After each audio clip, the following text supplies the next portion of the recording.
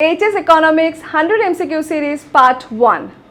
এক, কোনো উপাদান সর্বোত্তম বিকল্প ব্যবহার থেকে যা উপার্জন করতে পারত সেটি হলো ওই উপাদানের। 2, কোনো দ্রব্যের যোগান হলো। 3, বিনিয়োগ গুণক এর সর্বনিম্ন মান হয়। 4, মোট সরকারি আয় বৃদ্ধি পেলে ভারসাম্য জাতীয় আয়। 5, মোট বিক্রয়লব্ধ আয় কোন ব্যয়টি মেটাতে পারলে ফার্ম দীর্ঘকালীন উৎপাদন করতে পারবে। 6, দারিদ্র্যের গভীরতার পরিমাণ পরিমাপ করার জন্য কোন ধারণাটি ব্যবহার করা হয়। 7, একটি জলের সমক পার্থক্য শূন্য হলে চলের প্রতিটি মান। 8, 1969 সালে কটি ব্যাংকের জাতীয়করণ হয়।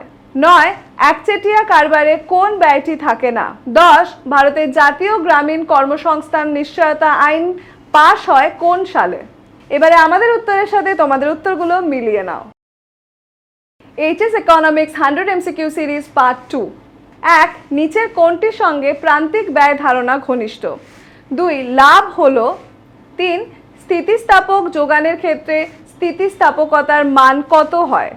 4, কোন প্রকার ব্যয় রেখা কখনো ইউ আকৃতির হয় না। 5, গ্যাট এর অষ্টম রাউন্ড বৈঠকটি কোথায় হয়েছিল। 6, লোরেঞ্জ রেখা এবং পূর্ণ সমতা রেখার মধ্যবর্তী দূরত্ব পরিমাপ করে ড্যাশ। 7, কাজের বিনিময়ে খাদ্য প্রকল্প চালু হয়েছিল কোন সালে। 8, দেশের সমষ্টিগত আয় এবং মোট ভোগ ব্যয়ের মধ্যে সম্পর্কটিকে বলা হয়। 9, কোন অর্থনীতিবিদের মতে ঘাটতি ব্যয়ের মাধ্যমে আয় এবং কর্মসংস্থান বৃদ্ধি করা সম্ভব।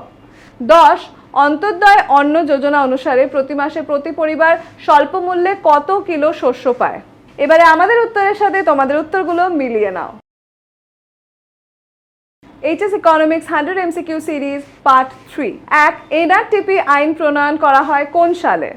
2, রাজস্ব নীতি বলতে বোঝায়। 3, কোনো ফার্ম স্বাভাবিক মুনাফা অর্জন করলে কি হবে। 4, উপকরণের দাম বৃদ্ধি পেলে মানে অন্যান্য অবস্থা অপরিবর্তিত থাকলে যোগান রেখা কোন দিকে স্থান পরিবর্তন করবে। 5, ভেদ মান হলো সময় পার্থক্যের। 6, সমাজ আয় বৈষম্য সৃষ্টির একটি কারণ হলো। 7, একচেটিয়া বাজারে দাম প্রান্তিক ব্যয় অপেক্ষা। 8, ভারতীয় জীবন বীমা নিগম কোন সালে স্থাপিত হয়। 9, MPC এবং MPS এর মধ্যে পার্থক্য কি। 10, নিচের কোনটি পরিবর্তনশীল ব্যয়ের উদাহরণ। এবারে আমাদের উত্তরের সাথে তোমাদের উত্তরগুলো মিলিয়ে নাও। HS Economics 100 MCQ series part 4। 1, যদি দাম AC অপেক্ষা কম হয় কিন্তু ABC অপেক্ষা বেশি হয় তাহলে ফার্মটি। 2, যদি যোগান রেখাটি মূল বিন্দুগামী সরলরেখা হয় তবে প্রতি বিন্দুতে তার যোগানের স্থিতিস্থাপকতা হবে। 3, একচেটিয়া কারবারের দাম পৃথকীকরণ সম্ভব হয় যদি। 4, ভারসাম্য আয়ের স্তরে দেখা যায়। 5, কোনো চলকের সর্বোচ্চ ও সর্বনিম্ন মানের পার্থক্য হয়। 6, MGNREGS প্রকল্পে গ্রামে প্রতি পরিবারের সকল ব্যক্তিকে কত দিনের বার্ষিক কাজ দেওয়া হয়। 7, মাথা গুনতি অনুপাতের ধারণা ব্যবহার করা হয়। 8, WTO গঠিত হয় কোন সালে। 9, MPC = 0.8 হলে সরকারি ব্যয় গুণক কত হবে। 10, গিনি সহগের মান হয়। এবারে আমাদের উত্তরের সাথে তোমাদের উত্তরগুলো মিলিয়ে নাও। HS Economics 100 MCQ series part 5। 1, ABC রেখার নিম্নতম বিন্দুকে বলা হয়। 2, যোগান রেখার নিয়ম কার্যকরী হলে যোগান রেখার ঢাল কিরকম হবে। 3, অল্পকালে একটি ফার্ম যদি উৎপাদন বন্ধ করে দেয় তাহলে তার ব্যয়ের পরিমাণ হবে। 4, গড় প্রবণতা ও গড় সঞ্চয় প্রবণতার যোগফল হয়। 5, নিচের কোন নামটি আয় বৈষম্যের সঙ্গে যুক্ত। 6, জাতীয় গ্রামীণ কর্মনিয়োগ প্রকল্প কত সালে চালু হয়। 7, পচনশীল দ্রব্যের যোগানের দাম স্থিতিস্থাপকতা অত্যন্ত। 8, অনুমান যখন ভাষায় প্রকাশিত হয় তখন তাকে বলে। 9, শর্ত অনুযায়ী বচন 2 প্রকার। 10, লোগোস শব্দটির অর্থ হলো। এবারে আমাদের উত্তরের সাথে তোমাদের উত্তরগুলো মিলিয়ে নাও। HS Economics 100 MCQ series part 6। 1, নিম্নলিখিত বৈশিষ্ট্যগুলির মধ্যে পূর্ণ প্রতিযোগিতামূলক বাজারের বৈশিষ্ট্য কোনটি। 2, পূর্ণ প্রতিযোগিতামূলক বাজারে একটি ফার্মের মুনাফা সর্বাধিকরণের জন্য দ্বিতীয় ক্রম বা পর্যাপ্ত শর্তটি হলো। 3, যে কোনো ফার্মের মুনাফা সর্বাধিক করার জন্য প্রথম ক্রমের বা প্রয়োজনীয় শর্তটি হলো প্রান্তিক রেভিনিউ। 4, স্বল্পকালে গড় ব্যয় রেখার আকৃতি। 5, প্রান্তিক ব্যয় রেখা। 6, গিফেন রেখার ক্ষেত্রে চাহিদা রেখার আকৃতি হয়। 7 চাহিদার পরিমাণের পরিবর্তনের হার যদি দাম পরিবর্তনের হার অপেক্ষা বেশি হয় তাহলে চাহিদার দামগত স্থিতিস্থাপকতার পরম মান হবে। 8 চলতি খাতে ভারতীয় টাকা সম্পূর্ণ রূপান্তরযোগ্য হয় কোন সালে? 9 দামের শতকরা পরিবর্তন ও যোগানের শতকরা পরিবর্তন যদি সমান হয় তাহলে যোগানের দাম স্থিতিস্থাপকতার মান কত হবে? 10 শ্রমিকের মজুরি বৃদ্ধি পাওয়ার দরুন উৎপাদন ব্যয় বৃদ্ধি হলে ফার্মের যোগান রেখাটি। এবারে আমাদের উত্তরের সাথে তোমাদের উত্তরগুলো মিলিয়ে নাও। HS economics 100 MCQ series part 7।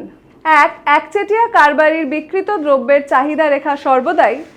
2 করের মান স্থির থাকলে এবং প্রান্তিক ভোগ প্রবণতার মান 4.5% হলে সরকারের ব্যয় যদি 100 টাকা বৃদ্ধি পায় তবে জাতীয় আয় বৃদ্ধি পাবে।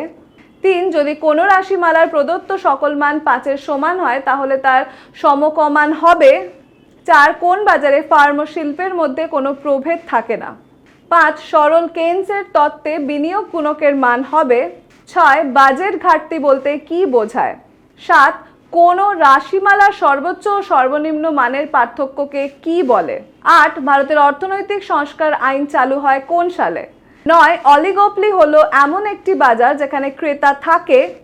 10 কোনো একটি রাশিমালার প্রসারের মান সেই রাশিমালার সমস্ত মানের ওপর। এবারে আমাদের উত্তরের সাথে তোমাদের উত্তরগুলো মিলিয়ে নাও। Series part 8।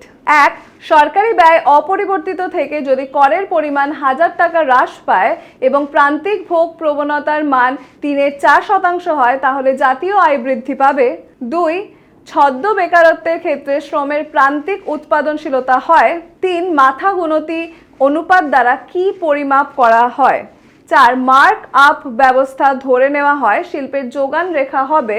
5 ভারতীয় বীমা ক্ষেত্রের সংস্কারের উদ্দেশ্যে 1991 সালে কোন কমিটি গঠন করা হয়? 6 একচেটিয়া কারবার অনুসন্ধান কমিশন গঠিত হয় কোন সালে? 7 স্বল্পকালীন সময় উৎপাদনের পরিমাণ শূন্য হলে ফার্মের মোট ব্যয়। 8 গড় পরিবর্তনীয় ব্যয় রেখা হলো। 9 স্বল্পকালীন সময়ে কোনো ফার্মের মোট ব্যয় হবে। 10 ভারতের আর্থিক সংস্কারের উদ্দেশ্যে কোন কমিটি গঠন করা হয়?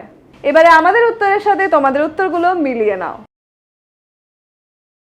HS economics 100 MCQ series part 9। 1 স্বল্পকালীন সময় এবিসি রেখা ইউ আকৃতির কেন হয়? 2 ফার্মের দীর্ঘকালীন মোট আয় রেখা এলটিসি হয়। 3 দীর্ঘকালীন সময় ফার্মের লেফাফা রেখা বা পরিকল্পনা রেখা হলো। 4 কোনো দ্রব্যের যোগান রেখা সাধারণত। 5 ফার্মের কোন রেখাকে তার সম্মুখে অবস্থিত চাহিদা রেখা বলা হয়? 6 দামের শতকরা পরিবর্তন এবং যোগানের শতকরা পরিবর্তন যদি সমান হয় তাহলে যোগানের টার্ম স্থিতিস্থাপকতার মান হবে। 7 কোনো দ্রব্যের যোগানের পরিবর্তনের অর্থ হলো। 8 নরসিংহন কমিটি কটি স্তর বিশিষ্ট ব্যাংকিং ব্যবস্থার সুপারিশ করেছিল? 9 গ্যাটের শেষ বা অষ্টমবারের আলোচনা শুরু হয় কোথায়? 10 মোট মুনাফা ইজিক্যাল টু ড্যাশ বিয়োগ মোট ব্যয়। এবারে আমাদের উত্তরের সাথে তোমাদের উত্তরগুলো মিলিয়ে নাও। HS economics 100 MCQ series part 10। 1 যদি এমপিসি ইজিক্যাল টু 0.5 হয় তাহলে বিনিয়োগ গুণকের মান হবে। 2 একচেটিয়া বাজারে ভারসাম্য অবস্থায় বাজার দাম হবে। 3 অল্পকালে উৎপাদনের পরিমাণ শূন্য হলে ফার্মের মোট ব্যয় হবে। 4 দাম গ্রহীতা ফার্ম স্বাভাবিক মুনাফা অর্জন করবে যখন। 5 একচেটিয়া কারবার অনুসন্ধান পরিষদ গঠিত হয়। 6 যে বিন্দুতে ভোগ আপেক্ষক 45 ডিগ্রি সরলরেখাকে ছেদ করে সেই বিন্দুতে ভোগ ব্যয়ের মান হবে। 7 নিচের কোনটি একচেটিয়া বাজারের বিশেষত্ব নয়? 8 সরকারি কর রাজস্ব বৃদ্ধির গুণক হবে। 9 একটি রাশিমালার প্রসারের মান ড্যাশ হতে পারে না। 10 ভারতের বৃহত্তম রাষ্ট্রায়ত্ত ব্যাংক হলো। এবারে আমাদের উত্তরের সাথে তোমাদের উত্তরগুলো মিলিয়ে নাও।